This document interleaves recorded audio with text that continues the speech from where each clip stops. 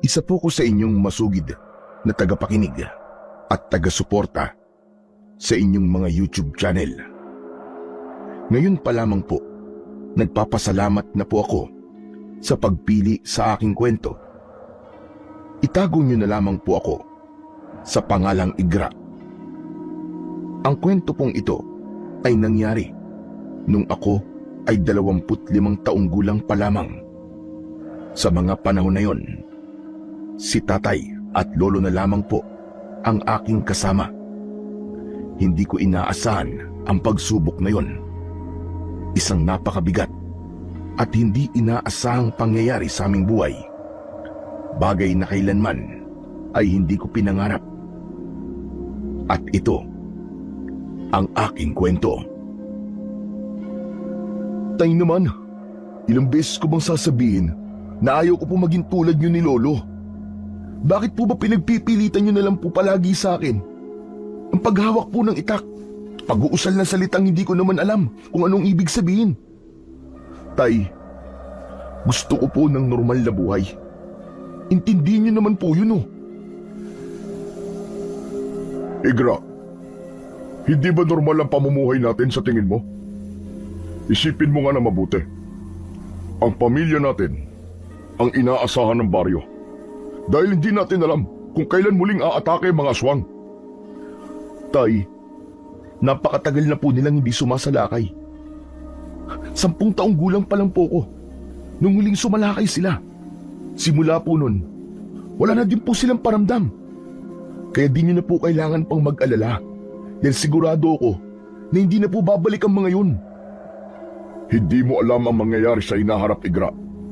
Huwag mong pangunahan ang sitwasyon. Kaya pag sinabi kong magsasanay ka, ay magsasanay ka. Ang kulit nyo rin naman, tay. Bahala nga kayo. Kung gusto nyo kayo na lang, magsanay na lang kayo uli. Huwag nyo akong idamay sa mga ganyan-ganyan nyo. Huwag mo akong tinatalikuran, Igra. Kinakausap pa kita. Ano ba, tay?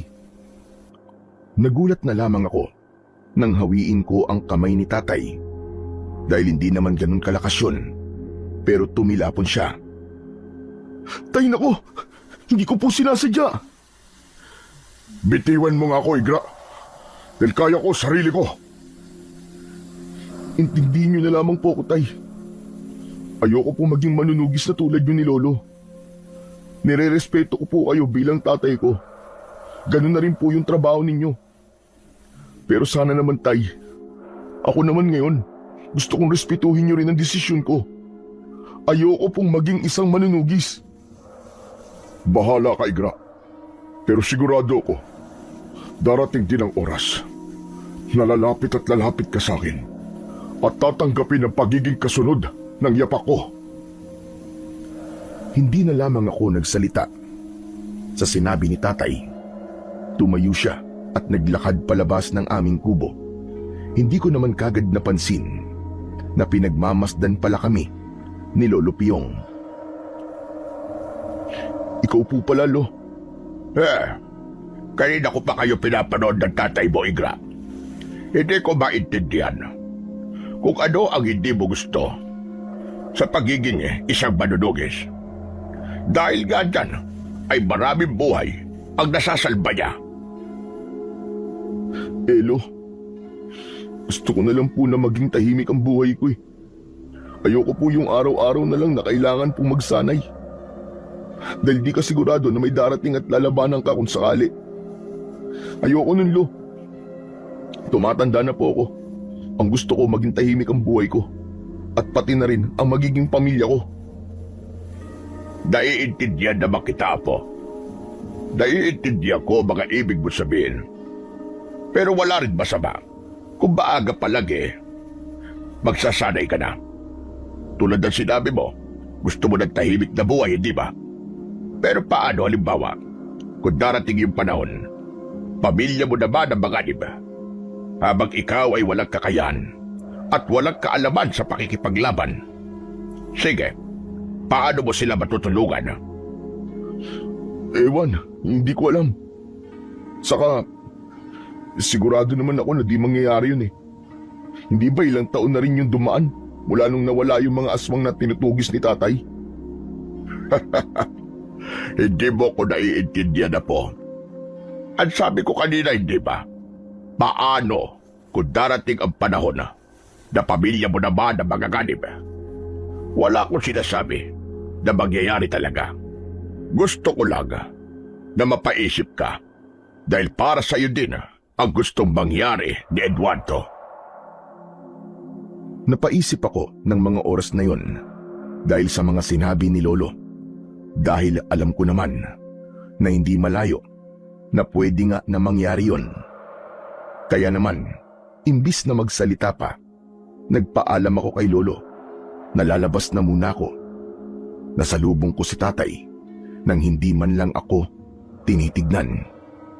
Kaya naman, dumiretso na lamang ako sa tindahan na palagi kong pinagtatambayan.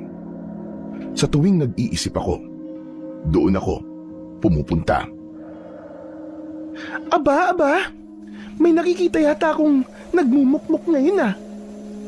Uy, Lorana, kailan ka pa nakabalik? Kahapon lang. Ngayon lang ako lumabas eh. Kasi napagod ako sa biyahe. Kumusta naman ang pag-aaral mo sa syudad? Ayos lang. Yun nga lang huminto ako eh.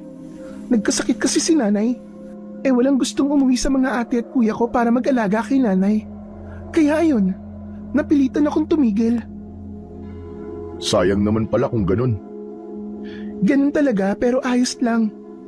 Wala naman tayong magagawa eh. Ikaw ba? Nakabalik ka na ba? Hindi na. Ayaw na ni Tatay eh. Mula nang tumigil ako, hindi na ako nag-aral uli. Ang gusto niya, sumunod ako sa yapak niya. Para sa mga tao sa baryo. Grabe talaga si Mang Eduardo, no? Mas iniisip niya talaga ang ibang tao kesa sa kapakanan niyo. Yun nga yung ayaw ko eh. Kasi sarili kong kaligayahan hindi ko na magawa dahil sa mga gusto niya. Sa tingin ko si Igra, yan ang kinalakihan ng Mang Eduardo kay Lolo Piyong. Kaya gusto niya na hindi maputol yung pagiging manunugis ng pamilya niyo. Hindi ko rin alam, Lorana. Hirap na ako mag-isip. Nakakaiyak din minsan. Kahit na ayaw mo, wala. Mapapapayag ka na lang talaga. Ayos lang yan, Igra. Mahalaga naman eh. Hindi lang dyan matatapos yung pagiging batik ang manunugis ni Mang Eduardo. Kasi may susunod sa kanya. Ewan ko ba? Basta, sa tuwing ikaw ang nagsasabi, parang gusto ko na kagad pumayag. Ganun talaga. Kapag napapayuhan ka ng kaibigan. Kaibigan pa rin pala. Oo naman. Di naman nagbabago pagiging magkaibigan natin eh. Kahit wala ako rito ng ilang taon, di naman mawawala yung naitatag nating friendship, di ba? Oo. Tama ka. Naalala ko pa, nung pareho pa tayong mga bata. Si Mang Eduardo, napapanood ko pang nakikipaglaban. Dahil sa kulit natin nun, susunod tayo sa kanya kahit ayaw niya. Tapos, nahuhuli tayo. Tama.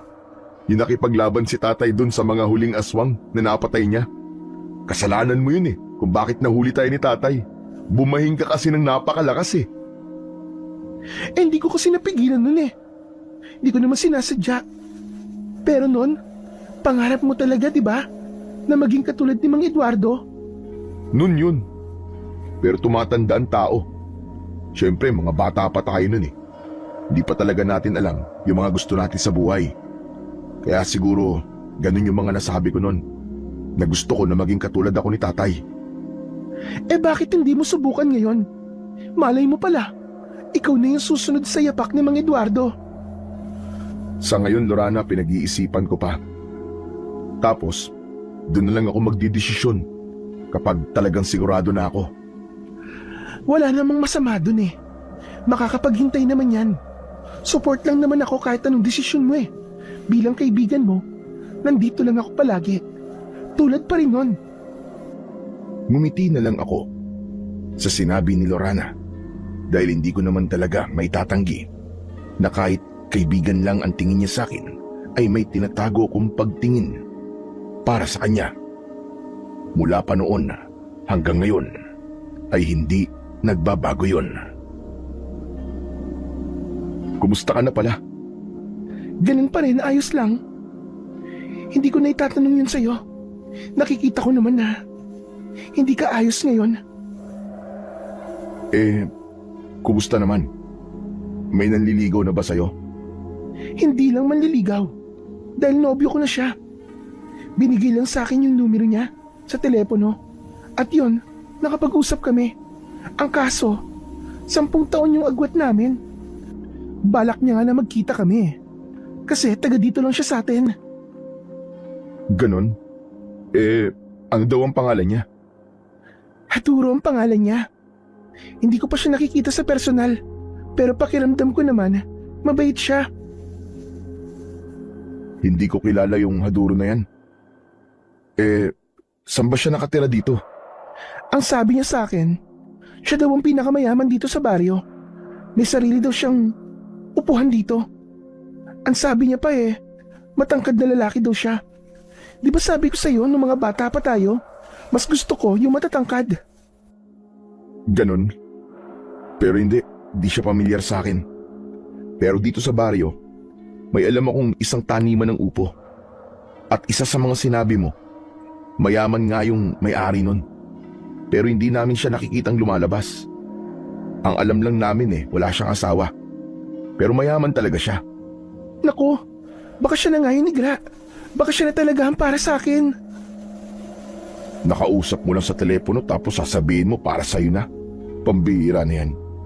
Mamaya niyan, lokohin ka lang nun Bakit hindi ka na lang humanap ng kasing edad mo lang? Hindi ko kasi tipo yung kasing edad ko lang. Pakiramdam ko kasi hindi pa sila matured. Kaya mas gusto ko yung mas matanda sa akin. Di naman ako isip bata. Bakit kasi hindi na lang ako Tagal-tagal ko na nagpaparamdam sa'yo hanggang ngayon pala. Hindi mo pa rin alam ang nararamdaman ko. Ha? May sinasabi ka ba? Wala. Aalis na lang ako. Baka kasi hinahanap na ako sa bahay Sigurado ka? Ayaw mo ba munang magmerienda? Salamat na lang, Lorana. Pero sa susunod na lang.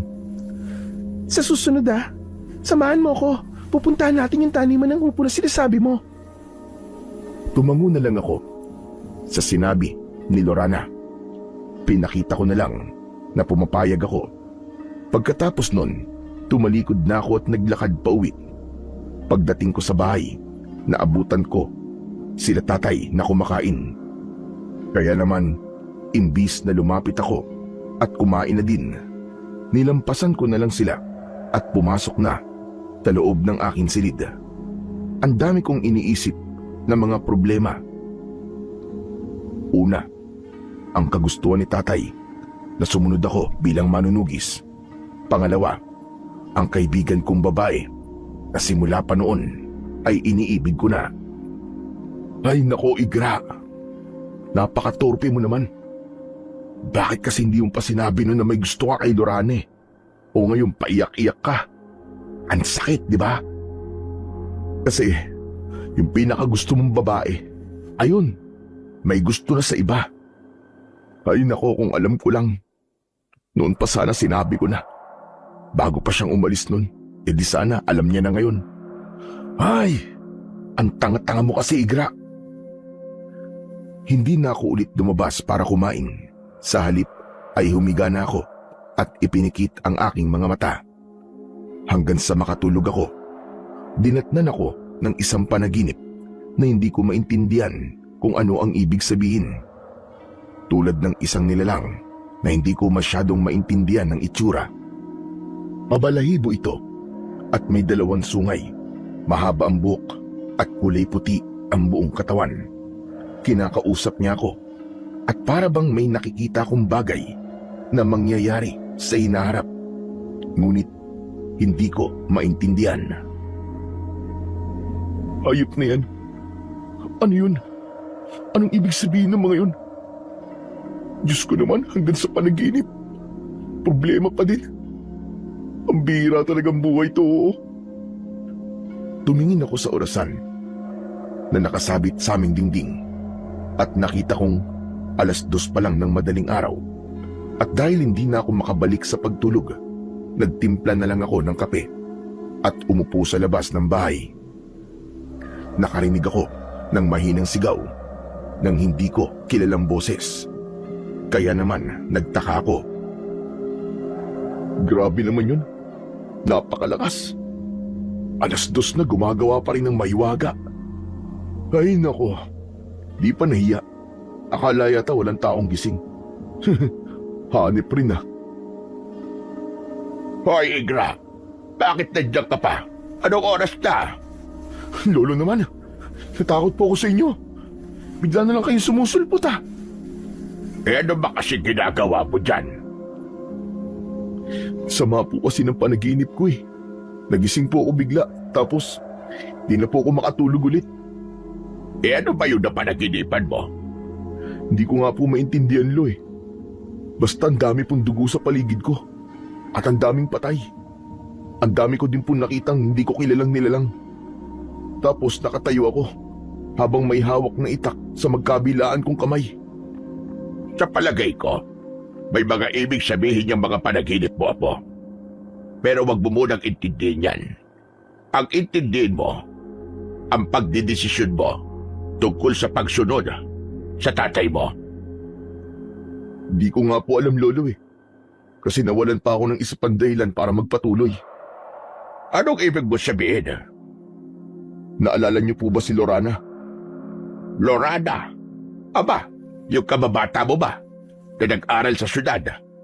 Opo, Lo, siya nga po. Ano na bang meron? Si Lolo talaga makakalimutin na. Lo, di ba, nung bago sila umalis? Oo. Yung bang umiyak ka, tapos hinahabol mo sa sakyan nila, tapos nung wala na sila sa paningin mo, sabi mo, gusto mo siya. Nako, hindi ko nakakalimutan yun, Apo. Kasi 4 na araw kang hindi lumabas ng bahay at hindi naligo. Grabe ka naman, Lo. Sinali mo pa yung hindi naligo eh. Nakakabilib ka naman, Apo. Ilang taon na ang nagdaan siya pa rin ang laman ng puso mo. Ano bang problema? Lo kasi, may nagugustuhan na po siya eh. Pero, di pa din ako nakakaamin sa kanya. Tsaka, alam mo naman, Lo, na ayaw kong magkasira kami, di ba? At lumayo siya sa akin dahil lang sa umamin ako. Apo, walang masama sa pagpapakatotoo. Dahil ipapakita mo lang sa kanya na lalaki ka at totoo ka sa kanya. Kasi kahit matagal man siya nawala, siya pa rin ang nilalaman ng puso't isipan mo. Paano naman akong aamin? May haduro na siya. Aba, sino naman yung haduro na yan? Parang pangalan naman ng kalabaw yan, haduro. Yung may-ari po ng malaking upuan dito sa baryo. Hindi ko pa siya nakikita. Yung bagong salta dito sa baryo, yung ba yun? Yung bumili sa malaking lupa? Tama kayo, Lo. Yun nga po. Ano naman ngayon? Pera lang ang meron yun. Ikaw, totoong pagmamahal at paninindigan. Yun na nga po, Lo eh. May pera siya. Ako wala akong ganun. Hindi ko siya mabibigyan ng magandang buhay. Nako, Apo. Kung ang hanap ng babae yung kaya siyang mahalin kahit na ano ka pa man, tatanggapin niya kung ano lang ang meron ka. Kaya tama na yan. Huwag ka nang mag-isip ng kung ano-ano riyan. Magtatanong pa nga po sana ako kung paano niyo po napaibig si Lole. Kaso, naalala ko, wala pala akong lola. Pero Lo, paano niyo nga po pala uli nakita si tatay? Yun ba? 27 lang ako doon. Walang nobya at walang dililigawan. At sa madilim na gabi, maulan, ay tumutugis ako doon ng mga aswang na tinatawag na gabunan. Mga jablong lupa. Ngunit kasalukuyang ko silang hinahabol. Nakarinig ako ng iyak ng isang tiyaggol. Matalib at napakalakas. Napatigil ako at hinanap ang kinaroroonan ng sanggol na yon. Hanggang sa nakita ko ang tatay mo na walang kahit na anong saplot. Basang-basa sa ulan. At kung titignan bagong silang palabang siya doon, naawa ako sa kanya. Hindi ko na hinabol ang mga aswang. Inuwi ko ang tatay mo At akala ko mamamatay siya dahil sobrang taas na kanyang lagnat. Ibinalot ko siya sa kumot at itinakbo ko sa bahay ng nanay ko. Nabubuhay pa siya doon at isa siyang albularya. Ginamot niya ang tatay mo. Ngunit ang sabi niya napakabigat daw ng meron sa bata. Pero para sa akin, hulog ng langit ang tatay mo. Elo, buti po, hindi niyo po tinago kay tatay ang totoo. Dahil ako, mahal ko ang tatay mo. Mahal ko ang anak ko. Ayokong maglihim sa kanya. Nung ipinaunawa ako naman sa tatay ko agad naman niya ako naintindihan. Kaya wala akong naging problema. Hanggang sa sumunod siya sa yapak ko bilang isang manunugis. Hindi tumigil ang mga iba't ibang uri ng aswang dahil hinahanap nila ang batang anak raw ng gabunan. Kalahating tao at kalahating aswang. Ngunit wala sa amin ang nakakaalam kung sino ang batang yon. Kaya naman iilan sa iba't ibang lahi ng aswang ay natalo namin ng tatay mo. Last na po tong tanong, Lo. Ilang taon po siya nung naging manunugi siya? 11 taong gulang ako. Naging manunugis na siya sa edad na yon. Kaya bilansyagan siya ng baryo na isang batikang manunugis. Bakit hindi po niya ako pinilit nung 11 po ako? Dahil ayaw niyang maranasan mo ang hirap ng isang batang manunugis. Dahil naranasan niya na yun, Apo. Mahal ka ng tatay mo. Ngunit dahil ayaw niyang maputol ang itinatag ng aking tatay na pamilya ng manunugis, gusto niya na ikaw, Apo, ay sumunod din sa kanyang yapak. Pinag-iisipan ko pa rin po ang bagay na yan, Lo. Sana ay bago pa man mahuli ang lahat, makapagdesisyon ka na. Hindi lamang yan para sa amin, Apo, dahil para sa iyo din yan.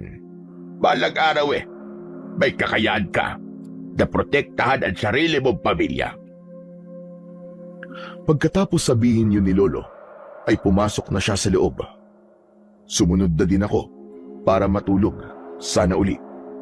Ngunit hindi na ako nakatulog. Kaya nang magliwanag ang langit, agad akong tumayo para makapaghanda ng almusal. Ngunit nilampasan lamang ako ni tatay at lumabas. Tay, kumain po muna kayo. Tay! Hayaan mo muna ang tatay mo, Apo. Kakausapin ka rin niya. Basta't bilisan mo na lang muna ang pagdidesisyon mo. Sige, Holo. Tayo na lang po muna ang kumain. Tirhan na lang po natin si tatay. Huwag kang malungkot, Apo. Hindi bagay sa'yo. Katawan mo bato-bato. Tapos iiyak-iyak ka na ganyan. Nagbubuka kang baklang malaki ang katawan. Wala naman pong problema maging baklalo O siya, pagbalik po ni tatay papayag na po ako. Alam niyo naman na ayaw ko pero hindi ko matiis si tatay Nagpatuloy na lang kami ni Lolo sa pagkain. Matapos nun, lumabas ako ng bahay para magwalis at siya namang dating ni Lorana. Good morning! Aba, ang aga mo naman yata, Lorana. Uy, ang ganda mo ngayon Well, ganun yata talaga kapag in love. Paano ba? Samahan mo ako sa bahay ni Aduro mamaya. Ha? Ano kasi, marami pa akong gagawin, Lorana Eh di, tutulungan na lang kita. Mas okay yun. Para agad ka matapos. Wag na, Lorana. Kaya ko naman to At saka, ang ganda-ganda ng dress mo Baka madumihan ka pa. Problema ba yun? Eh di pahiramin mo muna ako ng damit mo. Tapos, pagtapos natin maglinis, isusuot ko na lang ulit to. Naku, wag na. Ganito, sige. Pahinga ka na lang dyan. Ako nang bahala. Ayaw mo lang yata ako samahan kay Haduro Hindi Madami lang talaga akong ginagawa ngayon. Sus, alam ko na yan. Sabi nga nila diba, kapag ayaw, madaming dahilan. Pag gusto, may paraan. Eh may paraan naman Tutulungan kita para agad kang matapos. Pagkatapos nun, sasamahan mo kay Duro. Sige na nga. Halika, pasok ka sa bahay. Pero huwag kang maarte ah. Alam mo madungi sa mga damit ko. Kailan ba ako nagkinarte? Pinapasok ko siya sa bahay at doon ay pinaupo ko siya saglit habang ako naman ay pumasok sa loob ng kwarto para kumuha ng damit pang itaas at pang ibaba. Totoo ba itong nakikita ko? Lorada, ikaw nga ba yan? Mano po, Lolo Piong? Kumusta po? Naku, ayos lang ako. Ikaw ba? Ba't ko ba tinatanong? Siguro naman ayos na ayos ka. Napakagaling mong mag-alaga sa sarili. Dati, ang babata niyo pa ni Igra. Pareho pa kayong napapalo sa akin kapag sumusunod kayo sa amin sa panunugis. Natatandaan niyo pa po yun? Aba, hindi ko makakalimutan yun kahit kailan. Parang golden childhood po namin ni Grayon. Tama. Wala pa rin nagbago sa'yo, Iha. Napakaganda mo pa rin bata. Kaya si Igra Lorana, ito na yung damit mo. Ano po yung gusto niyo sabihin, Lo? Naku, wala yun, Iha. O siya, lalabas na ako. At susundan ko si Eduardo. Sige po, Lo. Ingat po kayo. Lo, baka pag uwi nyo, hanapin nyo ako ah. Pakisabi na lang po kay tatay na sinamahan ko po si Lorana. May pupuntahan po siyang mahalagang tao eh. O sige, wala problema. Basta't mag-iingat lang kayong dalawa. Ingat po kayo, Lolo Piong. Tumango na lang si Lolo sa sinabi ni Lorana. Kaya naman, agad ko nang pinapunta si Lorana sa aking kwarto at doon na pagpapalitin ng damit. Ayos? O ano? Ano matutulong ko ngayon? Kung ako sanang tatanungin ayoko sanang mapagod ka pa eh. Ano ka ba? Magtulungan na lang tayo, Igra. Parang hindi naman natin ito ginagawa noon bago maglaro. Sige, pupunta na ako sa kusina nyo. Huhugasan ko yung mga pinaggamitan at maglilinis dito sa loob ng bahay. Habang ikaw, walisin mo na ang paligid ng bahay nyo. Sigurado ka ba? Oo nga, sige na. Para di tayo tanghaliin sa paglalakad. Yung bahay nila Haduro. Ang alam ko sa dulo pa ng baryo yun eh. Puro na lang Haduro. Teka, may sinasabi ka ba? Wala. Sabi ko, sige, lalabas na ako. Salamat sa tulong. Lumabas na ako ng bahay para magwalis. Habang ang itsura ko ay hindi maipinta sa selos. Mabilis naman namin natapos ang mga gawain dahil sa tulong niya rin.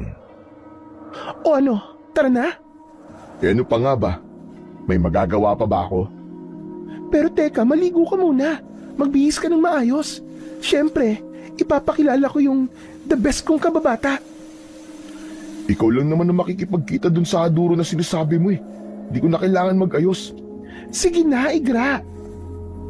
Tsaka wag mo na akong pakilala bilang kababata mo. Sabihin mo na lang, bantay mo ako, ganun lang. Naku, hindi ah. Ayoko nga.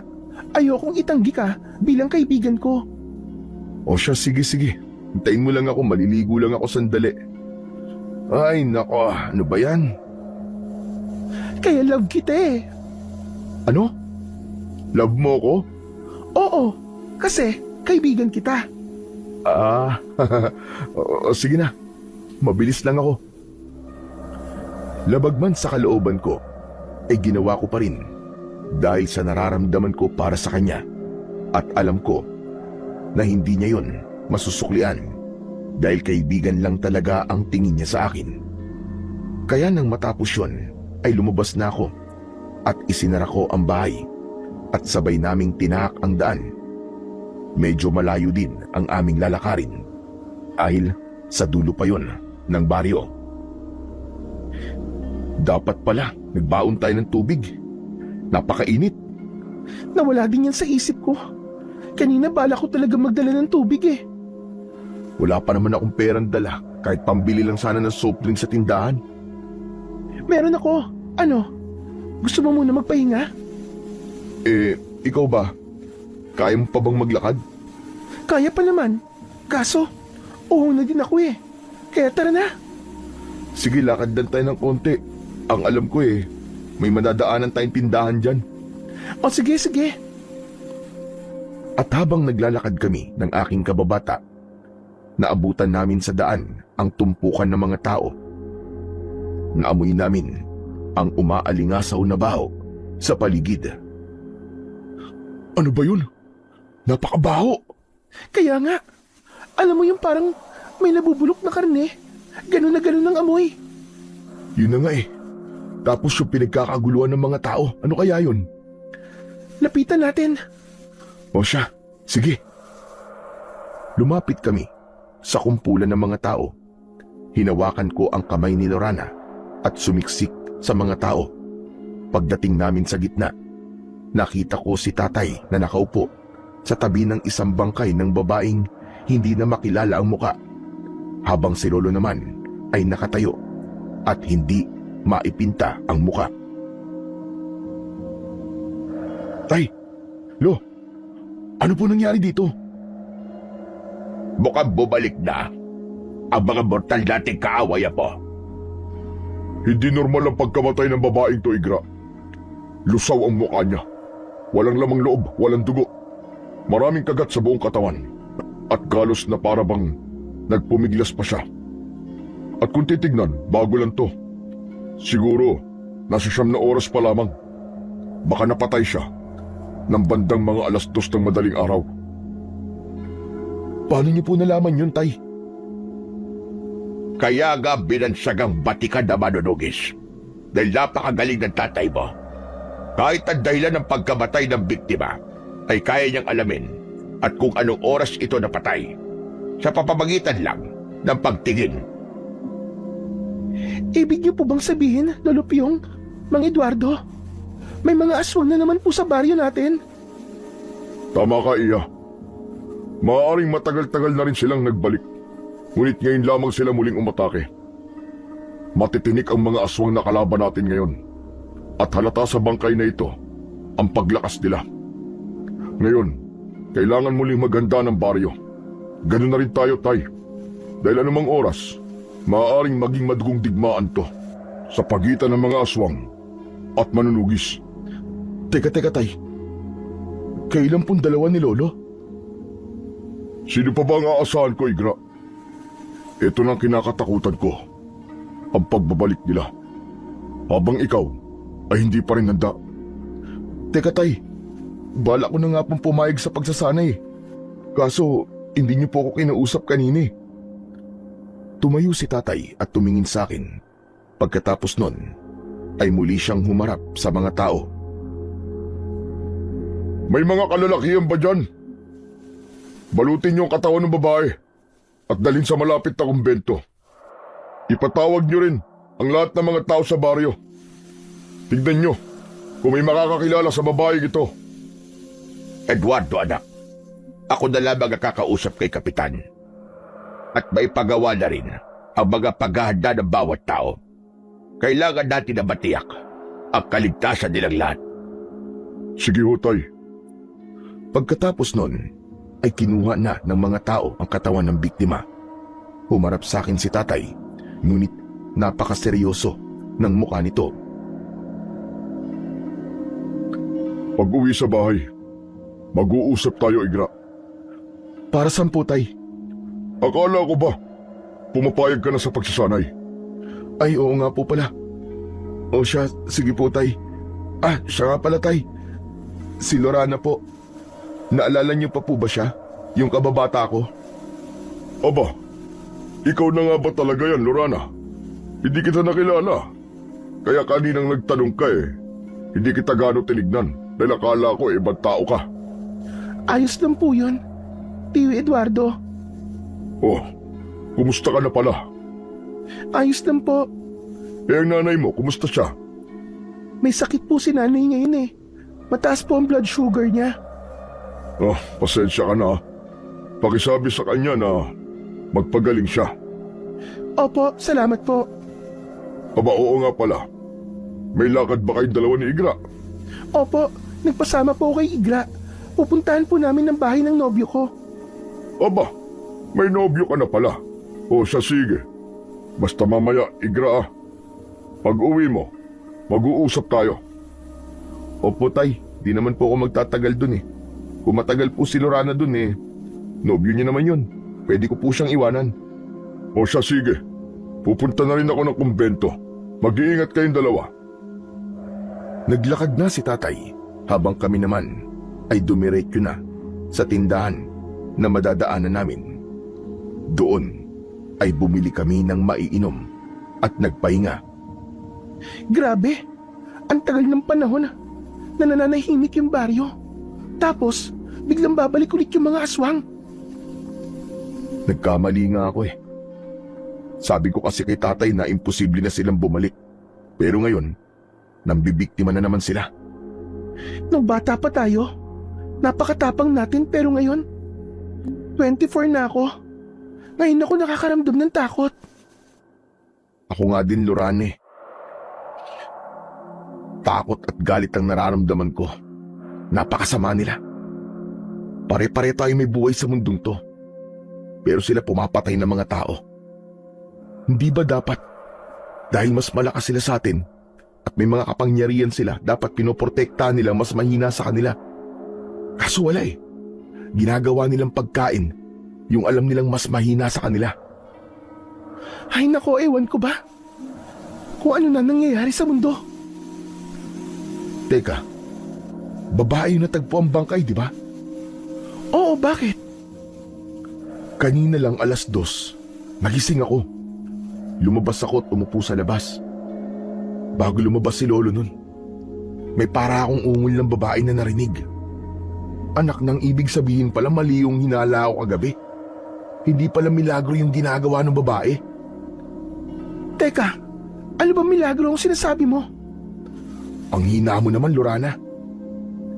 Pag-ibig ng bawat isa, basta yun. Akala ko ganun lang. Kung alam ko lang na ganun pala ang mangyayari, nagising ko sana si tatay. Ligtas pa sana yung babae. Hayaan mo na. Nangyari na yun, Igra. Wala naman tayong magagawa eh. Ngayon, may dahilan na ako para sumunod kay tatay sa yapak niya. Ayokong gaganituin lang ng mga hayop na aswang na yun ng baryo natin. Dapat may gawin tayo. Yan ang kaibigan ko. O siya, tara na. Ay, oo nga pala, no? Napahaba ang pag-uusap natin. Naglakad na kaming muli at ilang sandali pa, nakaabot na kami ng dulo ng baryo. Doon ay nakita namin ang lumang mansyon na maraming bantay, na lahat ay mapuputla. Seryoso ang mukha ng iba, habang ang ilan naman ay napakatalim ng tingin sa amin. Tao po. Nandyan po ba si Aduro? Lumapit ang isang bantay at tinignan kami sa mukha. Nobya po ko ni Aduro. At ito naman pong kasama ko ay kaibigan ko. Nandyan po ba siya? Imbis na sumagot, tumalikod dito at pumasok sa loob. Ang bastos naman ng mga tao rito, Lorana. Di naman yata tayo welcome dito eh. Baka hindi lang kasi tayo kilala. Ayos na yan. Hintay lang tayo sandali. Umuwi na lang tayo, Lorana. Inaantay pa ako ni tatay sa bahay eh. Sandali lang. Ano ba yan? Lumingon pa si Lorana sa tarangkahan ng lumang mansyon at nang mapansin niyang wala ni isa ang lumabas, ay aalis na sana kami nang makarinig kami ng isang boses. Lumingon kami at nakita namin ang isang lalaki na hindi nalalayo sa laki ng katawan ko. Huwag mong sabihin na si Aduro yan, Lorana. Parang ang tanda naman yata ng itsura niya. Ano ba, Igra? Umayos ka naman. Huwag ka naman maingay. Kumusta? Ikaw ba si Lorana? Oo. At sino naman yung kasama mo? Si Igra, kaibigan ko. Balik ka ba bata ko? Igra, si Aduro, nobyo ko. Magandang tanghali, tol. Iniabot ko ang kamay ko sa kanya Ngunit tinignan lamang niya ito pababa. Kaya naman, tinanggal ko na ang kamay ko sa harap niya at tumingin kay Lorana na para bang nahihiya. Pagpasensyaan mo na ako. Pero ano bang ibig sabihin nun? Ibig sabihin nun, masaya akong makilala ka. Lorana, napakayaman niya, no? Pero bakit ganun? Parang walang alam. Ano ba yan, Negra? Huwag kang maingay. Halika kayo. Pumasok muna kayo at magmerienda. Alam kong malayo ang nilakad ninyo. Hinawakan ni Lorana ang braso ni Aduro. Kaya naman, di ko maiwasan ang magselos. Kaya pagdating namin sa loob ng mansyon, ay tahimik lang akong umupo at tinitigan sila. Anong gusto nyo?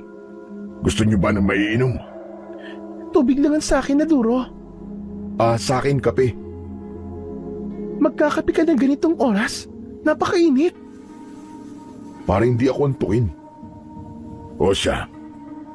O ikaw, itimpla mo ang ating panauhin ng ating pinaka-espesyal na kape. At ikuha mo naman ng makakain at malamig na tubig, ang aking mahal. Yumuko ang isang payat na matandang babae at mabilis na umalis sa harap namin, habang ako naman ay inis na inis habang naririnig ang salitang mahal. Buti naman at nadalaw mo ko, Lorana. Nakakasawa na kasi yung puro tawagan na lang sa telepono. Ayos na rin ito. Hayaan mo sa susunod, ako na ang pupunta sa inyo. Tol, Igra, tama ba? Maghahanda ako bukas. Pumunta ka rin dito. Kung may gusto kang isama mo. Sige. Hindi naman kami patay gutom eh. May makakain pa naman kami sa bahay. Gra, ano ba? Ano? Totoo naman eh. Ayos lang kami. Kayo na lang, Lorana. Mag-imbita na lang kayo ng iba. Magiging abala rin kasi kami ni tatay bukas. Ganun ba? O siya, sige. Sa susunod na lang kita ipapasama dito kay Lorana. Pero kung ako magsasabi kay Tio Eduardo, sigurado ako, nasasama yun. Wag na, Lorana. Marami pa talaga kaming gagawin ni tatay bukas. Ano ka ba? May susunod na araw pa naman eh. Saka, hindi naman mauubos ang oras mo sa ganun. Kahit sandali lang, sumama ka naman sa handaan namin ni Aduro bukas. Umiling na lang ako ng konti at tumingin kay Lorana, habang silang dalawa naman ay naglalampungan sa kabilang upuan, habang ako hindi na mapigilan ang inis. Lorana, mauna na ako. Teka, yung kape mo. Sa bahay na lang. Baka kasi magalit na si tatay sa akin eh. Kanina pa ako iniintay nun eh.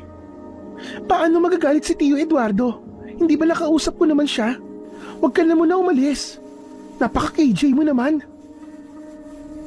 Kaya nga naman, Tol, mamaya ka na umalis. Huwag kayo mag-alala. Papatid ko na lang kayo sa mga bantay ko para hindi na kayo maglakad ng malayo. Hindi na. Si Lorana na lang ang ihatid nyo. Tapos yung kape na pinatimpla mo, bigay nyo na lang kay Manang. Ganun ba? O siya, sige, ikaw ang bahala. Huwag kang mag-alala, Tol. Ihatid ko na lang si Lorana mamaya. Tumango na lamang ako at tumalikod na sa kanila. Lumabas ako at diretso lang sa paglalakad. Hindi na ako lumingon pa.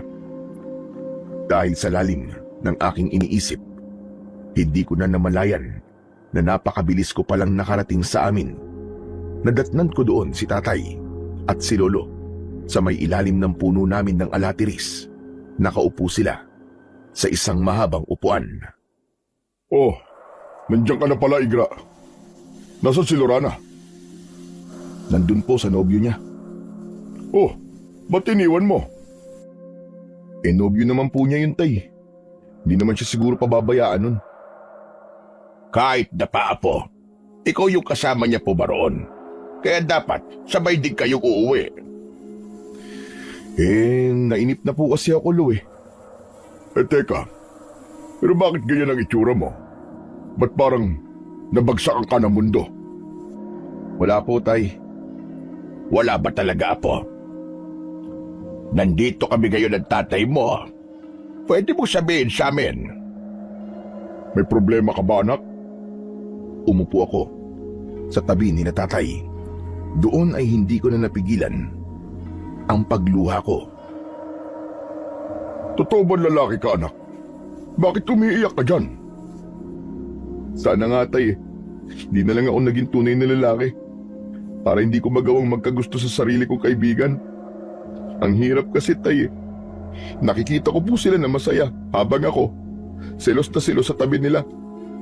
Buti pa yung mga hindi tunay na lalaki. Hindi nila magagawang magkagusto sa kaibigan nilang babae.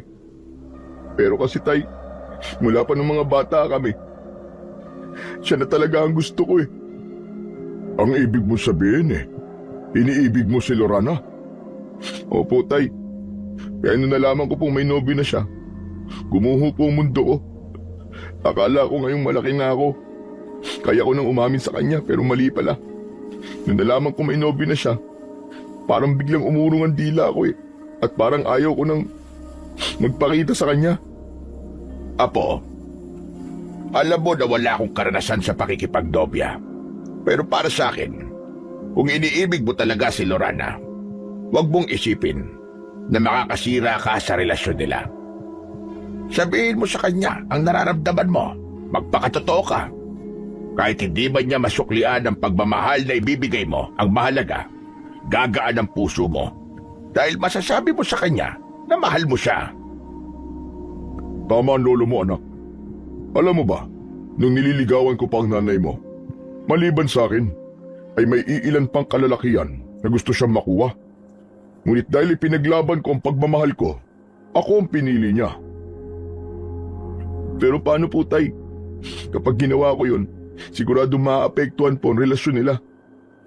Tulad ng sinabi ng lolo mo, ipaalam mo lang sa kanya. Pero hindi mo magiging intensyon ang sirain sila. Sasabihin mo ang nararamdaman mo, pero hindi mo gagawin dahilan yon para paghiwalayin silang dalawa. Dapat lang niya na malaman ang nararamdaman mo. Salamat po, Tay. Salamat po sa mga sinabi niyo. Sana maging daan yan para lakasan ko yung sarili ko. Para di ko isipin yung mga bagay-bagay. Salamat po, Tay. Wala yun, anak. O ano, mag-uumpisa na ba tayo? Saan po? Sa pagsasanay. Marami pa naman tayong oras. Sige po, Tay. Parang nagkaroon na po ako ng gana bigla. O siya, tara na. Nakahanda na rin ang mga gagamitin natin. Eto, Apo. Kunin mo ang 2 karet na yan. Hindi yan ordinaryo. Ikaw lamang ang makakahawak ng ganyang karet. Ano po yung kakaiba sa kanya, Lo? Halika kayo rito sa likod. Ipapakita ko kung bakit ito kakaiba. Sumunod kami ni Tatay kay Lolo.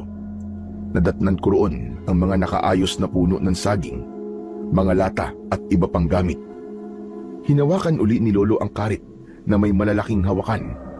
Akala ko nung una ay ihahagis niya ito. Nagulat na lang ako nang akma niyang ihahagis ay hindi niya ito binitiwan. Sa halip, lumabas sa loob ng karit ang mahabang kakaibang tali na may malatinik, habang ang mga karit naman ay bumaon sa puso ng saging. Wow! Grabe, Lo, kakaiba nga! Totoo, Apo. Kakaiba nga. Dahil ang malatinik sa tali nito ay di pangkaraniwan. Dahil kaya nito magbigay ng dobleng sakit sa anumang uri ng aswang. Sinubukan ko noon na gamitin ang karit na yan. Ngunit kahit tinatawag nila akong batikan pagdating sa panunugis, ay di ko nagawang masanay sa sandatang yan.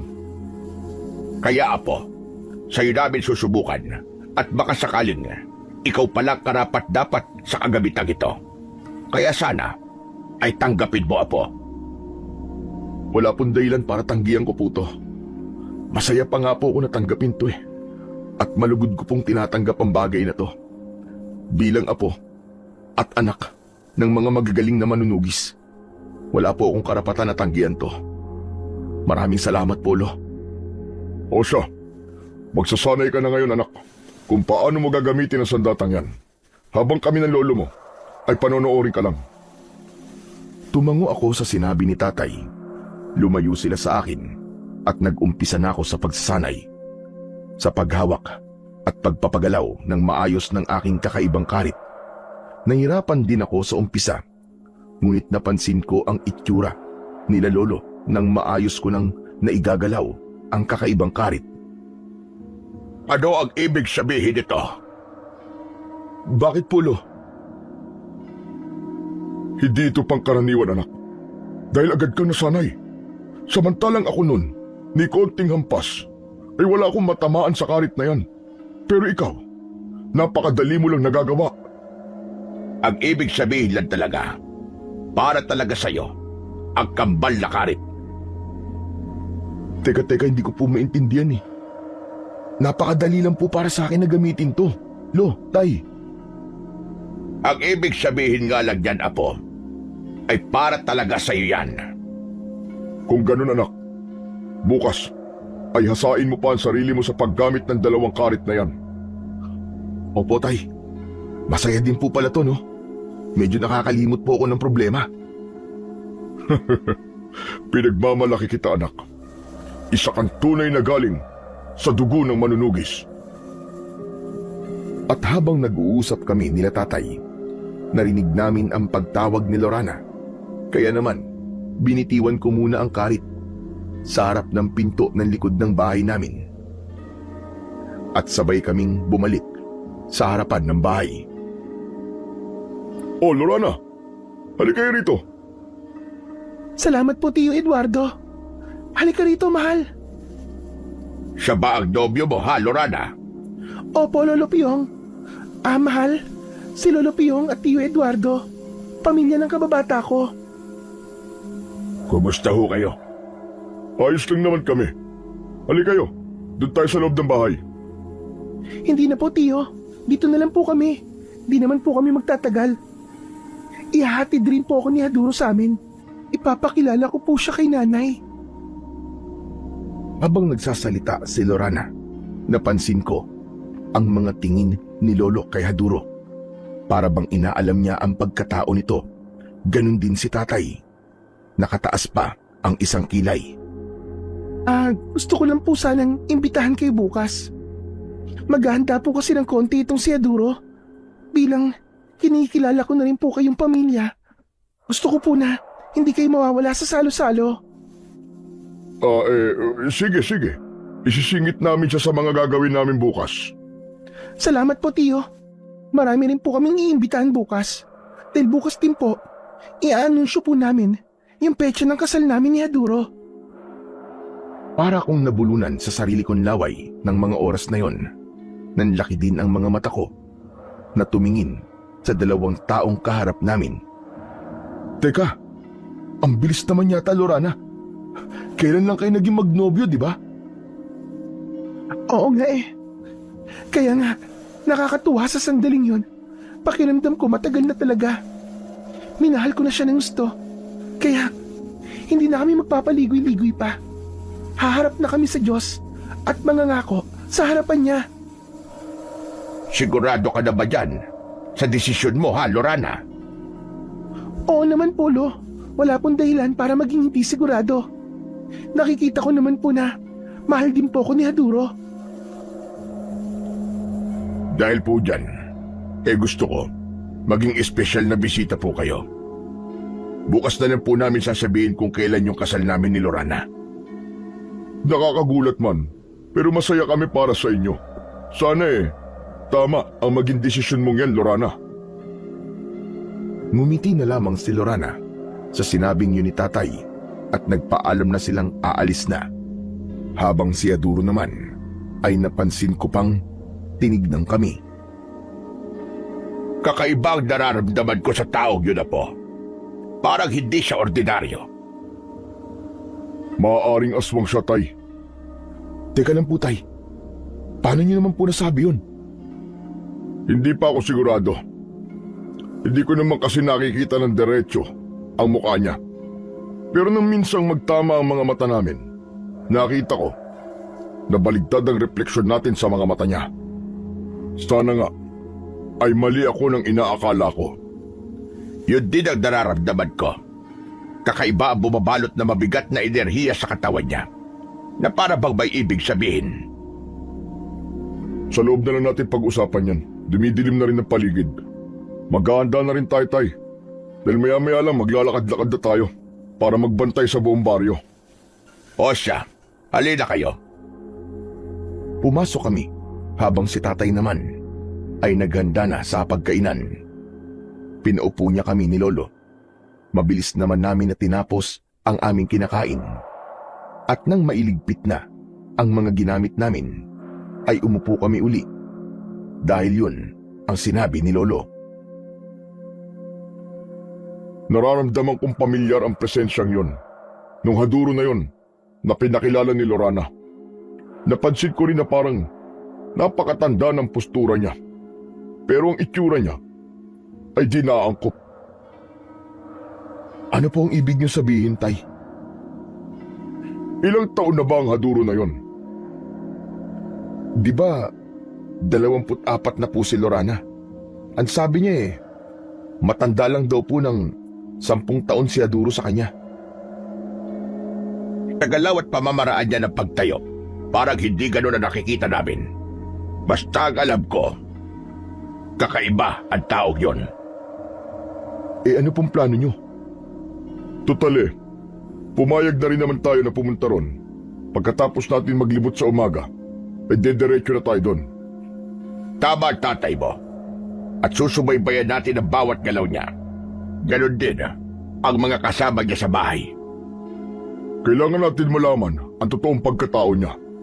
Dahil malakas ang kutob ko na may tinatago ang hadurong yun, anak. Pero parang ang pangit naman po kung pag-iisipan natin ng masama kagad yung tao. Anak, hindi sa pinag-iisipan natin siya na masama. Pero iba ang nararamdaman namin ng lolo mo. At alam ko na hindi talaga siya ordinaryo.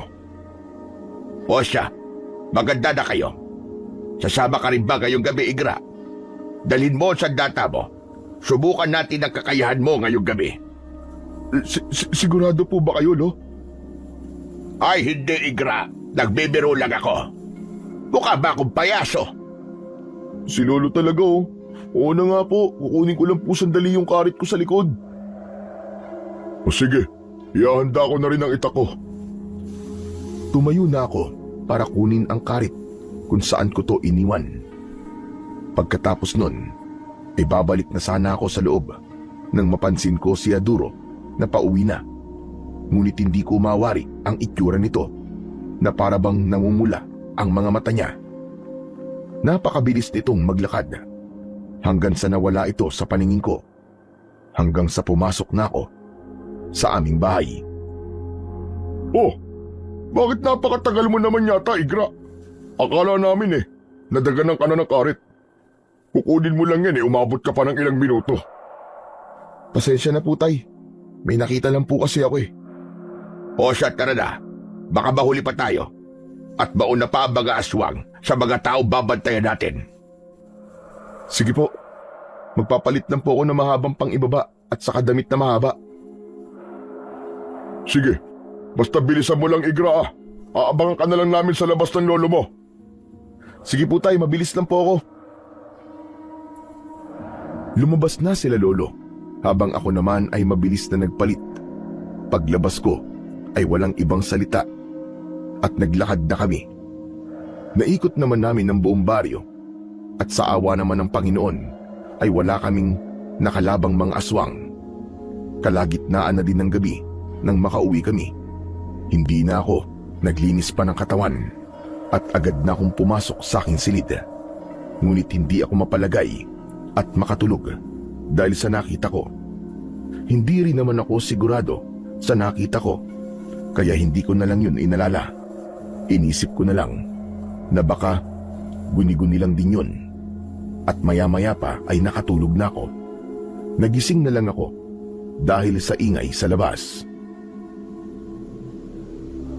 Ano po ba yun, Tay? Sa palagay ko, anak, nasalisian tayo ng mga aswang dahil may bangkay na namang nakita. May 5 tao pang nawawala. Yung mga bangkay walang puso at walang lamang loob. Baga lang nito ang iniwan. At tulad ng unang biktima, nilusaw ng gusto ang mukha nito. At sa susunod na mag-iikot tayo.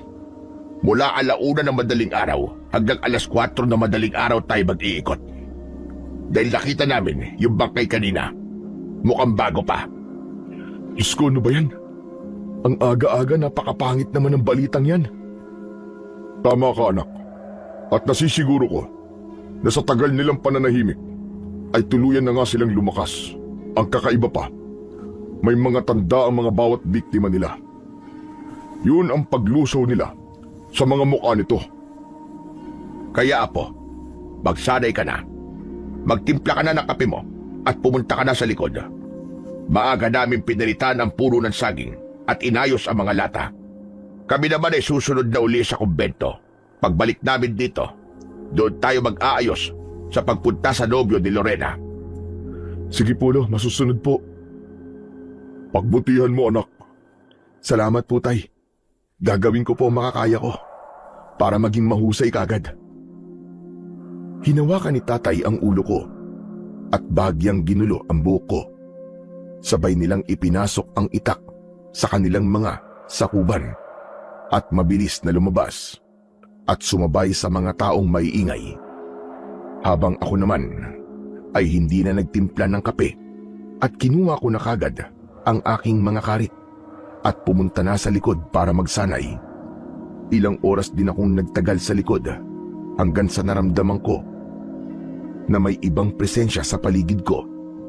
Kaya mabilis kong iniikot ang karit ko na nakalugay ang mga tali. Buti na lang, hindi tumama sa tao ang matalim na karit at tumama yon sa maliit na puno. Mapapatay mo ako sa kaba, Igra! Ano ka ba? Ay, sorry. Bakit ba kasi hindi ka nagsasalita? Nandiyan ka lang pala. Eh nakita ko kasi, naabala ka. Kaya hindi mo nakita inistorbo. Diyos ko naman. Paano kung biglang sa'yo tumama yun? O siya, sige na.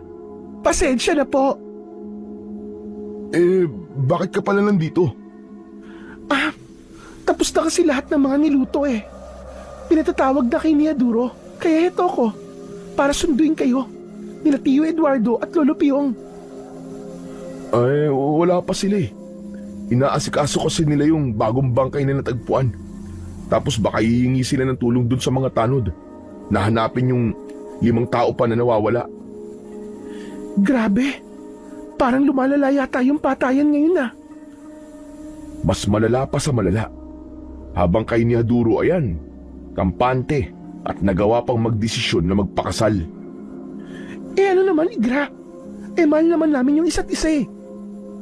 Sana nga, Lorana. Yang pagmamahal na yan eh. Hindi magdulot yan sa'yo ng pagsisisi sa bandang huli. Hindi ako magsisisi, Igra. Dahil mahal ko si Aduro at ganun din siya sa akin. Teka nga, kahapon ko pa napapansin yan eh.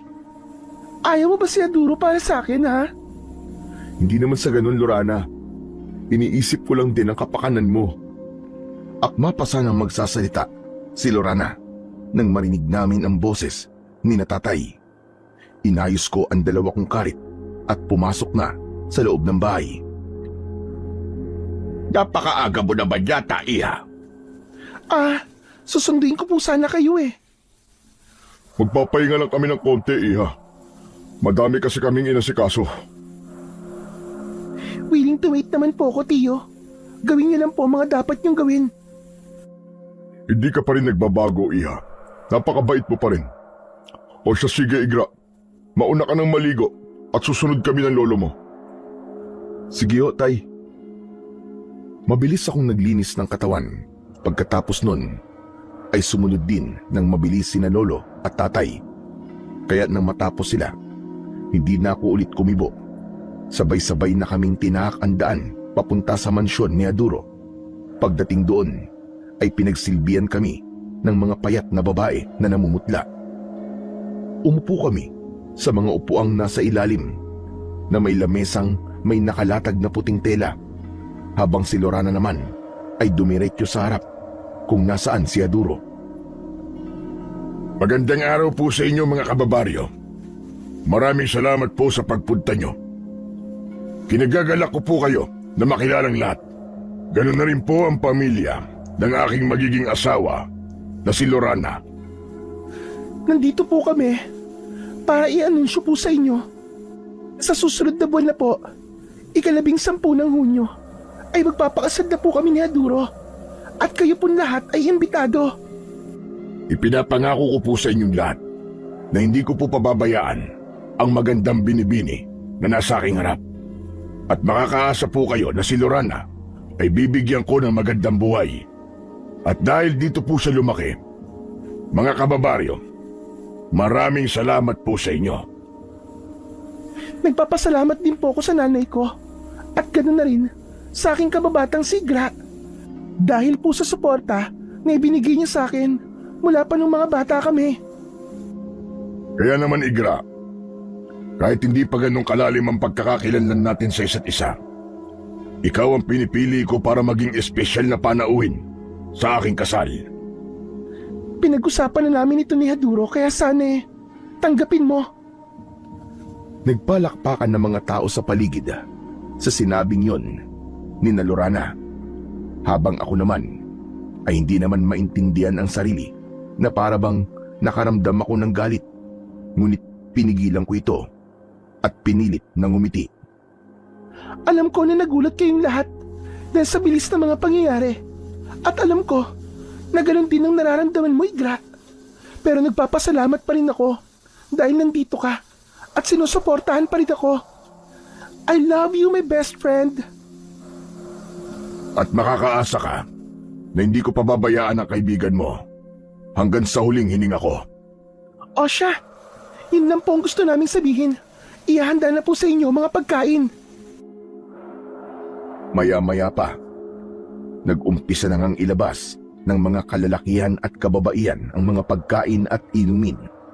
Kasama doon ang isang buong litsyon na baboy. At katulad ni na tatay, kahit na nakalapag na ang mga pagkain sa mesa, ay hindi ko pa rin sinubukan na kumain. Bukang alam mo rin na bawal kumain ng pagkain na galing sa isang pinaghihinalaang aswang. Ako po bang kausap niyo, Lo? Oo, Apo. Malalim na naman ang iniisip mo, ano? Hindi mo na naman kagad naririnig ang mga sinasabi ko sa'yo. Masaya po ako na nalulungkot, Lo. Kasi yung pinapangarap ko sa babaeng mahal ko, ngayon, iba nang gumagawa. Napakatanga ko, Lo. Bakit kasi hindi ko kagad sinabi sa kanya nun eh? Hayaan mo na, anak. Ang mahalaga naman, hindi ba nakikita mo ang babaeng minamahal mo na masaya? Kahit hindi ikaw ang dahilan nun. Yun na nga po masakit tay eh. Masaya yung babaeng mahal ko, pero hindi ako ang dahilan ng kasiyahan niya. Wala tayo sa lugar para pag-usapan yan. Umayos ka lang at pagmasdan ng bawat kilos nila. At kahit na anong mangyari, ay wag na wag kayo kakain ng pagkain na galing sa kanila. Dahil hindi natin alam kung totoo bang karni nga yan ng baboy. Dahil sa sinabi na yun ni Lolo, ay bumalot ang kuryosidad sa pagkatao ko. Kaya naman, ang pagkain na nasa harapan ko ay hinimay ko at hinalo-halo ang karne. Ngunit wala akong balak na kainin ito. Napatayo ako ng bigla nang nakakita ko ng mata na para bang sa tao. Ano ba nangyayari sa'yo, Igra? Umupo ka nga, Igra. Pinagtitigil ka ng mga tao. Ay, Lo, tignan niyo may mata. Huminahon ka, anak. Hinaan mo lang ang boses mo. Alam namin ang lolo mo. Umupo ka lang.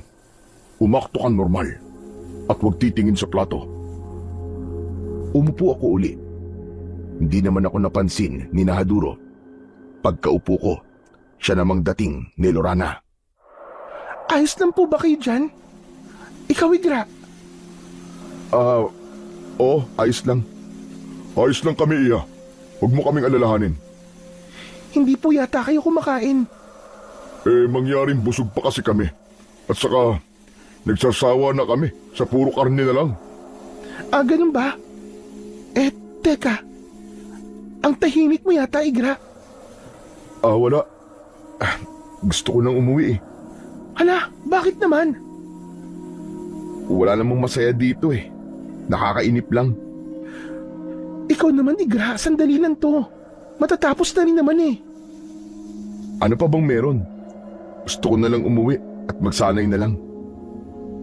Huwag ka masyadong mainipin, okay? Mabilis na lang talaga. At saka, di naman ako sasabay sa inyo pa uwi. Dito na din ako matutulog kasama ang magiging asawa ko. Yun naman pala eh. Wala naman na pala kaming hinihintay. Kaya, baka pwede na kaming umuwi. Anak, hayaan mo na. Maghintay na lang tayo ng kahit konti. Isang buntong hininga na lang ang isinukli ko sa sinabi ni tatay. Hindi ko na din pinansin si Lorana. Hanggang maya-maya pa ay narinig ko ang pangalan ko. Kahit ayoko ay tumayo ako dahil sa sinabi ni tatay at lumapit ako sa kanila. Dahil nakapagdesisyon na ako, gusto ko, sa darating na kasal namin ni Lorana, tanggapin mo ito. Ito ang gusto namin na isusuot mo sa kasal. Tanggapin mo na, Igra. Aasahan namin ang pagdating mo, ha? Ganun din sina Lolo at Tio Eduardo. Gusto ko, nandun sila. Pinagmasdang ko lang sila at nang matapos silang magsalita, sabay-sabay na sumigaw ang mga tao. Hinihiling nila na dapat daw ay may halik man lang maski isa bago matapos ang araw na yon. Kaya nang makita ko na ginawa nila yon sa harap ko, hindi ko na napigilan ang selos at binitiwan ko ang hawak kong kahon at mabilis na naglakad papalayo. Apo, saan ka pupunta? Sundan na lang natin siya, Tay. Lorana, mauuna na kami. Sinundan ako nila tatay hanggang sa tuluyan na nga kaming nakalayo. Ano ba nangyayari sa'yo, Igra? Bakit mo ginawa yun? Ba't tumalikod ka na lang ng ganun? Apo, tumigil ka nga muna saglit sa paglalakad. Hindi ko na kasi kaya tayo yung ganung eksene. Hindi niya kasi alam ang nararamdaman ko sa kanya. Kaya ganun, sa harap ko pa nila ginawa. Tay, nasasaktan ako. Pwede ka naman magpaalam ng maayos eh. Pero bakit ganun pa ang ginawa mo? Tay, hindi ko na po kasi talaga kaya. Pasensya na po. Niyakap po si tatay habang walang tigil ang pag-agos ng mga luha ko sa aking mata. Niyakap niya rin ako at alam kong naiintindihan niya ako. Pinunasan ko ang luha ko at diretso na kaming umuwi. Pagdating sa bahay, nagpalit na ako at pagkatapos nun, bumalik ako sa likod para magsanay. Alam mo anak, hindi magiging payapa ang utak mo hanggat hindi ka umaamin sa kanya. Ayos lang tay, hindi na kailangan. Siguro, kailangan ko nalang tanggapin. Wala na din naman ako magagawa eh. Di tayo katulad ni Aduro na mayaman. Mas magkakaroon siya ng magandang buhay doon. Sa tingin mo ba ay tama ka? Ngayon natin pag-usapan ang nakita mo sa pagkain. Iyong mata po ba? Sa palagay ko, alam ko na kung sino ang aswang na hinahanap natin. Sigurado ako na si Haduro ang muling dahilan ng patayan sa baryo. Kahit ako ay nakakasigurado, Apo. Dahil habang abala kayo sa harap kanina, nagpanggap ako na naihi. Doon itinuro nila sa akin ang palikuran. May napansin ako ng bakas na dugo na para bang hindi sa hayop. Nakakaboy ang nabubulok na laman sa likod. At may iilang damit akong nakita na puro dugo. Ang ibig niyo po ba sabihin na pati si Lorana pwedeng nasa panganib, ganun po ba? Tama ka, Igra. Hindi natin alam kung anong tumatakbo sa utak ni Aduro.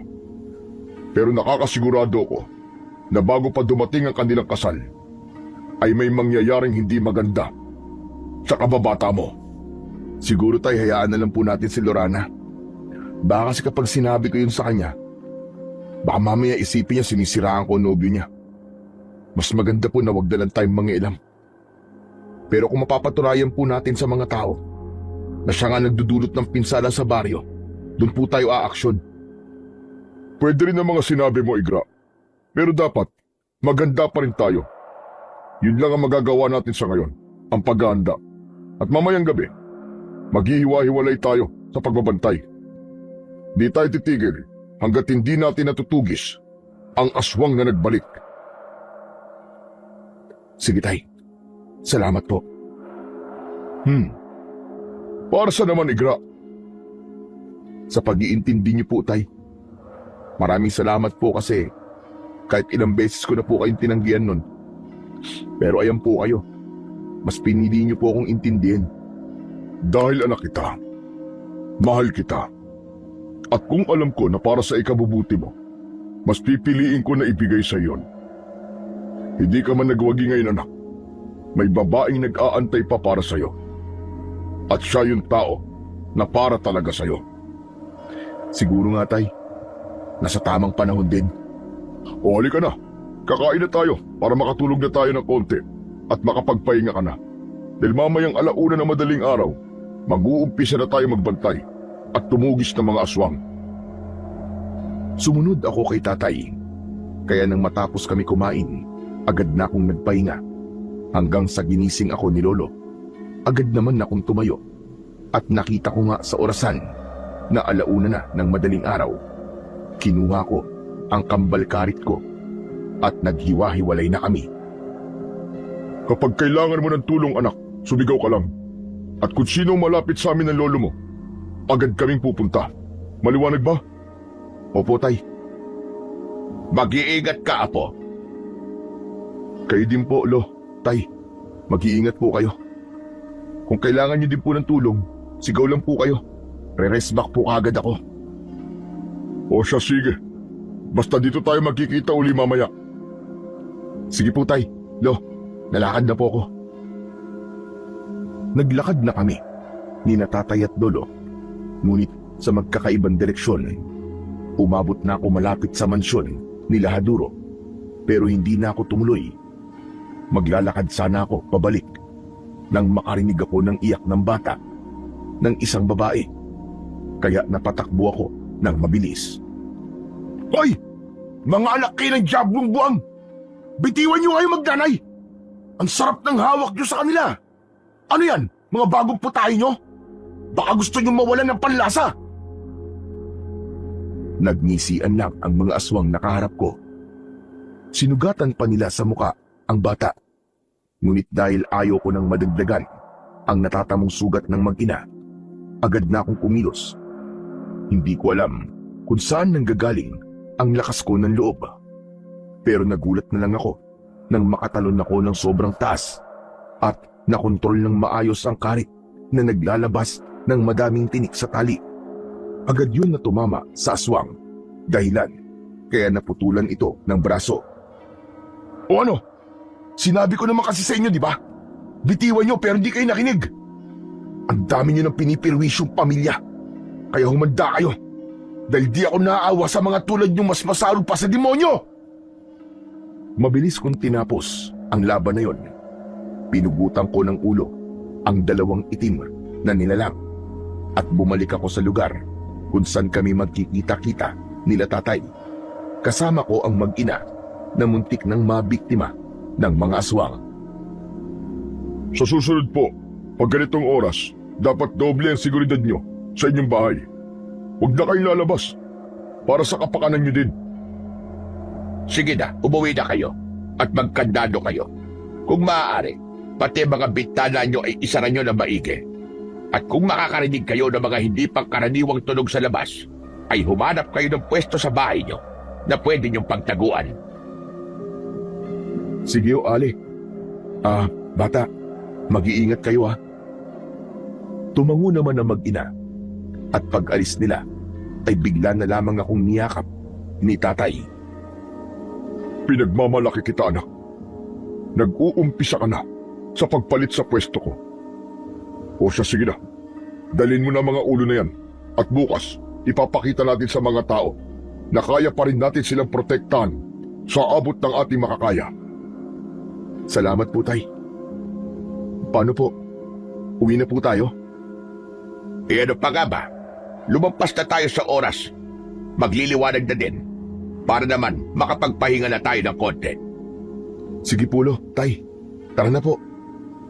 Pagdating namin sa bahay, kumuha kagad si Tatay ng 2 matutulis na kahoy at itinusok yun sa magkabilaang daanan ng aming kawayang bakod. Mabilis namang kumalat sa buong baryo ang ginawa kong yun. Kaya kinabukasan ay agad na kaming pinatawag ni Kapitan upang bigyan ng parangal. Maraming salamat po, Kapitan. Maraming salamat din po sa inyo, mga kababaryo. Asahan niyo po ang pamilya namin, ang siyang pupuksa sa anumang kampo ng kadiliman na namimerwisyo sa baryo natin. Tulad po nun, magmula nang inalagaan ako ni Tatay Piyong, itinatak ko sa utak ko at sa puso ko na hindi lang siya ang poprotektahan ko, dahil pati na rin ang buong baryo kung saan niya ako pinalaki. At ngayon, magiging katuwang na namin si Igra sa pagpatay ng mga aswang. Hindi ako nagkamali sa ginawa kong pagpulot at pag-aalaga sa aking anak. Dahil tinahak niya din ang mundo ko bilang isang manunugis. At ngayon, nagkaroon ako ng apo sa kanya na hindi ko inaasahang magiging mas malakas, mas matindi, at batikan pa sa amin. Kaya tulad po ng sinabi ko, ang pamilya ko ang poprotekta sa inyong lahat. Mahal ko po kayong lahat, mga kababaryo. Kaya magmula sa araw na ito, maputulan man ako ng daliri at dila, sisiguraduhin ko na wala nang susunod pa sa mga taong naging biktima ng aswang. Nagpalakpakan at nagsigawan ang mga tao. Ngunit sa kabilang banda ay napansin ko si Aduro na nanlilisik ang mga mata na nakatingin sa akin. Kasama niya roon si Lorana na katulad ng iba ay masaya ding pumapalakpak, kasabay pa ng hiyaw. Di nagtagal, bumulong si Aduro kay Lorana at tumalikod dito. At naiwan naman si Lorana na nakatayo. Nang matapos yun, naiwan na lang si Lorana at balak ko siyang iwasan na lang dahil gusto ko na talaga na malimutan ang pag-ibig na nararamdaman ko para sa kanya. Teka lang naman, Igra. Iniiwasan mo ba ako? Tay, Lo, mauna na po kayo. O siya, sige. Lorana, mauna na kami ha. Sige po, Tiyo. Humarap ako kay Lorana nang may seryosong muka. Gusto ko lang malaman, Igra. May nagawa ba ako sa'yo? May mali ba ako nasabi? Kasi ilang araw ko lang napapansin parang galit ka na, ewan. Tapos bigla ka pang umalis kahapon. Hindi ako galit, Lorana. Pero gusto kong iwasan ka. Pero bakit nga? Dahil magkakaasawa ka na. Ang pangit naman siguro na lagi pa rin tayong magkasama kahit na ikakasal ka na. Napakababaw naman ang dahilan mo, Igra. Sigurado ako may iba ka pang dahilan. Kaya nagkakaganyan ka. Kaibigan mo ko. Kung may problema ka, pwede mo namang sabihin sa akin eh. Yun nga ang problema, Lorane. Kaibigan lang ako. Kaibigan lang ako. Sige. Gusto mo malaman kung ano talagang dahilan ko? Sige, sasabihin ko. Teka. Ano bang ibig mo sabihin? Sus, hiyan tayo eh. Napakahina mo. Bakit hindi mo maramdaman at di mo mapansin na mahal kita? Di lang bilang kaibigan. Dahil mahal kita, Lorana, mahal na mahal kita. Napakamanid mo kasi hindi mo malang maramdaman yung nararamdaman ko para sa'yo. O ano, naintindihan mo na? O ano? Masaya ka na? Alam mo na ngayon ang dahilan kung bakit ako nagkakaganito. Dahil mahal kita. Teka, Igra. Hindi ko pa rin maintindihan eh. Ang hirap mo kasing paintindihin. Sinabi ko na lahat pero wala pa rin. Tama na to, Lorana. Sana maging masaya ka kay Haduro. At hindi mo pagsisiyan na umibig ka sa isang halimaw. Tama na to. Mahirap paintindihin yung taong sarado yung isip at mata. Hindi ko na hinintay na magsalita muli si Lorana. Naluluwa akong tumalikod at umuwi. Napansin din ni tatay ang luwang lumalabas mula sa aking mata. Kaya naman, nilapitan niya ako. O anak, tubig, uminom ka na muna. Kanina ka pa ganyan eh. Ano ba nangyari sa pag-uusap nyo? Bakit ganun, tay? Akala ko magiging maganang loob ko kapag nasabi ko na ang lahat kay Lorana. Pero bakit ganun? Bakit parang lalong bumigat? Huhupa din yan, anak. Ano ka ba? Napakatapang ng pamilya natin. Kumakalaban tayo sa mga aswang. Pumapatay ng mga tulad nila. Pero pagdating sa babae, umiiyak ka. Tatay naman eh. Ganyan ka ba talaga mag-comfort ng anak? Pinalalakas ko lang naman ang loob mo. Hayaan na nga natin, tay. Wala naman tayong magagawa eh. Talagang ganito. Minsan talaga talo. Pero marami namang ipapanalo. Kaya nga tumigil ka na sa kakaiyak mo. Magpahinga ka na, sige na. At halos wala ka pang maayos sa tulog. Salamat, tay. Pero huwag kayong mag-alala, tay. Ayos lang ako. Ay, nako. Kanina ko pa kayong pinakikinggang mag-ama. Ay, nako, Igra. Dapat maging masaya ka ngayong araw dahil nakikilala na ang anak ng isang magaling na manunugis. At yun ay ikaw. Kaya pilitin mo na huwag nang lalabas ang luha mo. Huwag kang mag-alala. Nandito lang naman kami palagi ng tatay mo. Salamat po, Lo. Nakakatulong ho talaga. Nababawasan po yung nararamdaman kong hapde. Salamat po kasi nandiyan po kayo palagi.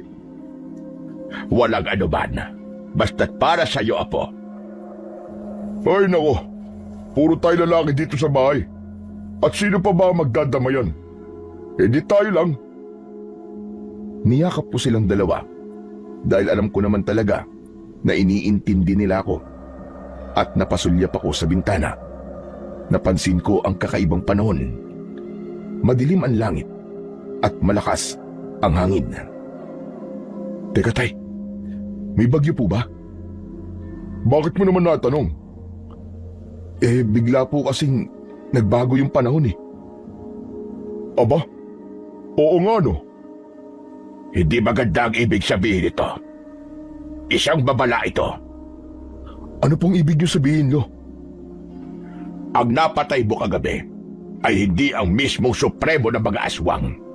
Maaaring hanggang ngayon ay buhay pa rin siya at nararamdaman kong hindi maganda ang ibig sabihin ng kadiliman ng langit. Maganda kayo, Igra. Pati na rin ikaw, Eduardo. Sinunod namin ang sinabi ni Lolo. Nang makapaghanda na kami, ay sabay-sabay kaming lumabas.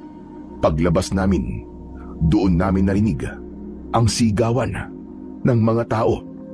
Naalerto kami at mabilis na tumakbo. Nakita namin doon ang napakaraming aswang na nagpupumilit na pumasok sa mga bahay upang mambiktima ng maraming tao. Teka, ano to? Bakit kahit maliwanag ay umaatake ang mga aswang? Dahil isa sila sa uri ng mga aswang na gabunan. Kaya nila na magbagong anyo kahit na may araw pa. Wala na tayong oras para mag-usap-usap pa. Sige na, kumilos na tayo. Huwag mong hahayaan na makakapasok ang mga aswang sa mga bahay-bahay. Kami naman ang tatay mo. Lalabanan namin ang mga humahabol sa mga tao rito. Sige na, Apo, kilos na. Sige po, Lo. Anak, mag-iingat ka ha. Kayo rin po, tay. Lo, mag-iingat po kayo. Nagkanya-kanya na kami, nila tatay at lolo. Halos maubos namin ang mga aswang na gabunan na nagpupumilit na atakihin ng mga tao na nasa loob at labas ng mga bahay. Hanggang maya-maya pa, isang pamilyar na boses ng babae ang naririnig kong sumisigaw. Mabilis akong tumakbo at nakita ko sa unahan si Haduro habang hawak-hawak ng maigpit sa buhok si Lorana. Nakita ko rin si Tatay na nakaharap kay Haduro. Anak ka ng teteng. Tama nga ako. Hindi nga ako nagkamali. Malakas talaga ang pakiramdam ko. Sa hayop na Haduro na yan. Unang tingin pa lang sa kanya, ay alam mo nang may mali. Parang nanggagaling ang amoy niya mula sa impyerno. Hayop ka! Bitiwan mo ako! Tulong! Tulungan niyo ako! Tulong! Hayop ka, Haduro! Bitiwan mo si Lorana! Bitiwan mo siya! Kumusta ka, pamangkin? Ha? Anong pinagsasasabi mo? Anong pamangkin? Oo nga pala. Hindi mo pala talaga ako tuluyang nakilala. Pues, magpapakilala ako. Ako nga pala, ang kapatid ng tatay mo. Anak ka ng teteng. Anong pinagsasasabi mong hayop ka? Anong kapatid? Matagal na panahon na rin. Mga ilang dekada na rin ang lumipas nang mamatay ang ama natin na dating supremo ng mga aswang. Nagkaanak siya sa isang tao at hindi yun matanggap ng lahi natin. Kaya naman, sa gitna ng maulan at madilim na paligid, hinayaan ka nila na mamatay. Ngunit sa hindi inaasahang pagkakataon, natagpuan ka ng matandang hukluba na yan na siya ring nakapatay sa tatay natin. Naparito ko para maningil at patayin ang pamilya niyo. Ginamit ko lamang ang babaeng ito para mapalapit sa inyo at para masigurado na ikaw nga ang hinahanap ko. Kaya kung gusto nyo, ang babaeng ito ay sa inyo na! Hinagis niya sa harapan namin ng malakas si Lorana, dahilan para mawalan ito ng malay. Mabilis ko naman siyang nilapitan. Hayop ka, demonyo ka! Kaya tama pala ako. Nahalimaw ka! Dahil sa tingin ko sa'yo, ay hindi lang 10 taon ang agwat mo kay Lorana. Pero bakit siya? Bakit mo siya nagawang saktan? Dahil gusto ko na lahat ng malalapit sa inyo ay masaktan. Pinatay ng matandang yan ang aking ama. Kaya sisiguraduhin ko din na tatapusin ko kayo. Ganon din ang mga tao dito. Sa buong baryo, walang makakaligtas ni isa. Tumigil ka! Dahil walang mamamatay sa amin ni isa. Dahil mula na magkaisip ako, nangako ko sa taong nagpalaki sa akin sa baryong ito na poprotektahan ko silang lahat sa abot ng aking makakaya. Dahil kung pinatay man ni Tatay Piyong ang sinasabi mong tatay, hindi niya nakasalanan yun dahil maitim ang mga budhi ninyo. Nagulat ako nang bigla na lamang sugurin ni Haduro si tatay.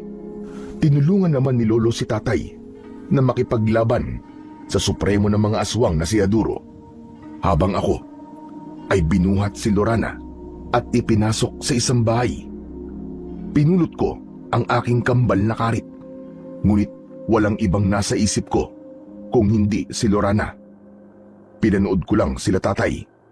Parehong malakas ang dalawang panig at halos magkapuwersa lang ang halimaw na si Haduro at si tatay. Nagulat na lang ako dahil nakita kong natulak ni Haduro si Lolo, habang si tatay naman ay nahawakan niya sa leeg at sinakal. Dahil doon, natauhan na ako. Hoy! Diablong buwang! Bitiwan mo ang tatay ko! At tayo magharap! Nagpapatawa ka ba? Huwag mong ilagay sa alanganin ang iyong sarili, pamangkin. Dahil kahit ang tatay mo, na may kalahating dugo ng gabunan, ay hindi ako makaya. Paano pa kaya ikaw? Napipitsugin lamang. Hindi ako pipitsugin. At hindi rin ibig sabihin na nagawa mo mahawakan sa leeg si tatay ay talo na siya. Dahil nandito pa ang isa niyang puwersa. Sige, ako ang harapin mo ngayon. At nang magkaalaman na kung sinong pipitsugin sa ating dalawa. Sinikmuraan pa ng supremo ng mga aswang na si Arudo ang tatay ko. At nang tumumba si tatay, ay sinipa niya pa ito. Dahilan, kaya tumilapon sa malayo si tatay. Tay! Hayop ka talaga, Aduro! Hayop ka! Magbabayad ka! Mukhang nagkakamali kaya, Tigra. Dahil ang pamilya mo at ang baryo niyo ang magbabayad dahil sa pagpatay ng matandang yan sa aking ama. Tama lang na mamatay ang tatay mo dahil mga halimaw kayo na walang ginawa kundi ang pumatay ng tao. Dahil kayong mga mangmang na tao ay aming pagkain. Kayo ang magbibigay sa amin ng lakas at mapanatili ang aming mahabang buhay. Hindi kami mangmang dahil kayo ang mangmang.